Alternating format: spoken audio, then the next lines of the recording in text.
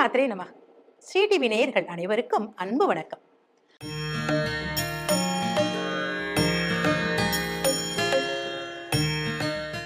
உத்தரப்பிரதேச மாநிலத்தில் உள்ள சீதாப்பூர் மாவட்டத்தில் இருக்கும் நைமிச்சாரண்யம் எனும் திருத்தலத்தில் உள்ள அன்னையின் சக்தி பீடத்தை நாம தரிசித்துக் கொண்டு இருக்கோம். இத்தலம் லிங்கதாரிணி சக்தி பீடம் என்று போற்றப்படுகிறது. பைரவர் போலோநாத் என்ற திருநாமத்தோடு வீற்றிருக்கிறார். தீர்த்தம் சக்கர தீர்த்தம். தல விருட்சமாக அரச மரத்தை நாம தரிசிக்கலாம். இத்திருத்தலம் 108 வைணவ திருத்தலங்களில் ஒன்றாகவும் போற்றப்படுகிறது.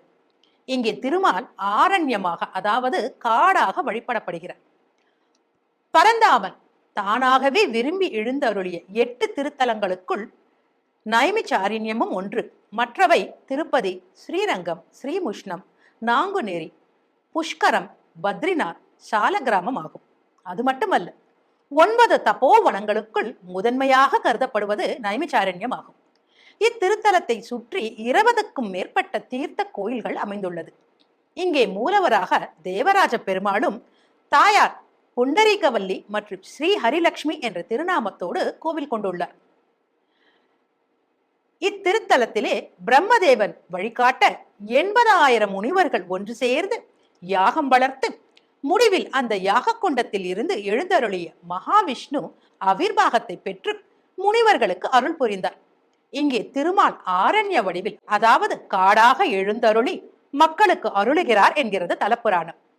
இயற்கையே இறைவன் என்பதை உணர்த்தும் வகையில் இத்திருத்தலம் அமைய பெற்றுள்ளது. இத்திருத்தலத்திலே அன்னை லலிதா தேவி லிங்கதாரிணி எனும் திருநாமத்தோடு கோவில் கொண்டுள்ளார். இக்கோவில் மிகவும் பழமையானது. பண்டாசுரனை வதம் செய்வதற்காக அன்னை இத்திருத்தலத்திலே கன்னியாவாக எழுந்தருளி உள்ளதாக கூறப்படுகிறது. கோவிலுக்கு முன்னால ஒரு சிறு குளம் ஒன்று இருக்கிறது. வரும் பக்தர்கள் இக்குளத்திலே கை கால்களை அலம்பி பின் கோவிலுக்குள் செல்கிறார்கள். தற்போது உள்ள கோவில் வளாகம் பளிங்கு கற்களால் கொண்டு கட்டப்பட்டுள்ளது. உள்ளே கர்ப்ப கிரகத்தில் தங்கத்தால் ஆன 4 சிங்கங்கள் அன்னையின் காலடியில் நின்ற வண்ணம் காட்சி கொடுக்கிறது. அதற்கு மேல் பீடத்தின் மேல் தங்க குடையின் கீழ் நின்ற கோலத்திலே அன்னை லலிதா பரமேஸ்வரி வெள்ளி விக்கிரகமாக நமக்கு காட்சி கொடுக்கிறார். இங்கே இவள் மும்மூர்த்திகளை படைத்த மகா திருப்புர சுந்தரியாகவும் லிங்கதாரணியாகவும் போற்றப்படுகிறார். கர்ப்ப கிரகம் முழுவதும் வெள்ளியால் அலங்கரிக்கப்பட்டுள்ளது. கர்ப்ப கிரகத்தின் உட்சுவர்களும் மேல் கூரையிலும் அழகிய வண்ண வேலைப்பாடுகளோடு அழகாக காட்சியளிக்கிறது. கர்ப்ப கிரகத்தின் மேல் கூரையில் 4 மூலைகளிலும் அன்னை காளி மற்றும் துர்காதேவி நின்ற வண்ணம் அன்னை லலிதா பரமேஸ்வரியின் காவலராக வீற்றிருக்கிறார்கள். கர்ப்ப கிரகத்தை விட்டு வெளியில் வந்ததும் இடது புறத்துல முதலில் தரிசனம் தருபவர் ஆஞ்சநேயர். செந்தூரம் சாற்றப்பட்டு நின்ற கோலத்துல காட்சியளிக்கிறார். இக்கோவிலிலே விநாயகர் மற்றும் பைரவர் தனி சன்னதியில் வீற்றிருக்கிறார்கள். சிவபெருமான் போலேநாத் என்ற திருநாமத்தோடு தங்கத்தால் ஆன பெரிய ஆவுடையின் நடுவே சிறிய லிங்கமூர்த்தியாக அருள்வாளிக்கிறார். இங்கே வரும் பக்தர்கள் தங்கள் குழந்தைகளுக்கு முதல் முடி இத்திருத்தலத்திலே காணிக்கையாக அளித்தால் அக்குழந்தை அன்னையின் அருளால் வாழ்வில் எல்லா நன்மைகளையும் பெற்று சிறப்புடன் வாழ்வார்கள் என்பது நம்பிக்கை. எனவே இங்கு முடி காணிக்கை தரும் நிகழ்வு, அன்னப்பிராசனம் நிகழ்வும் கோவில் வளாகத்தில் நடைபெறுகிறது. இக்கோவிலில் இருந்து சிறிது தூரத்துல சக்கர தீர்த்தம் அமைந்துள்ளது. பிரம்மதேவர் ரிஷிகளுக்காக யாகத்திற்கான இடம் தேர்வு செய்ய அனுப்பிய சக்கரம் விழுந்து உடைந்த இடத்திலே ஏற்பட்டதுதான் சக்கர தீர்த்தம்.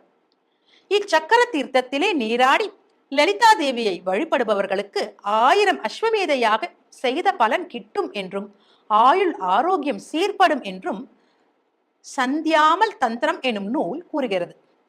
சக்கர தீர்த்தத்தின் அருகிலே வியாச முனிவரின் ஆசிரமம் அமைந்துள்ளது. ஸ்ரீ வியாச சுத்தி எனும் பகுதியில் அமைந்துள்ள ஆலமரத்தின் அடியில் அமர்ந்தவாறு வியாசர் 18 புராணங்களையும் மகாபாரதத்தையும் இயற்றினார் என்று கூறப்படுகிறது. திரேதாயுகத்திலே ராமபிரான் இத்தலத்திலே அஸ்வமேத யாகம் நிகழ்த்தி கொண்டிருந்த போது வால்மீகி முனிவர் லவகுச்சர்களுடன் வந்து சீதாதேவியை அழைத்துக் கொள்ளுமாறு வேண்டினார். அப்பொழுது சீதாதேவியின் வாக்குமூலத்தை அனைத்து முனிவர்களும் கேட்க வேண்டும் என்று பணித்தார் ராமபிரான். அதன்படி வசிஷ்டர், வாமதேவர், ஜாபாலி, காஷ்யபர், விஸ்வாமித்ரர், துர்வாசர், புலஸ்தேயர், சனாதனர், பாரத்வாஜர், நாரதர், கௌதமர் முதலிய முனிவர்கள் அங்கு குழுமி இருந்தார்கள்.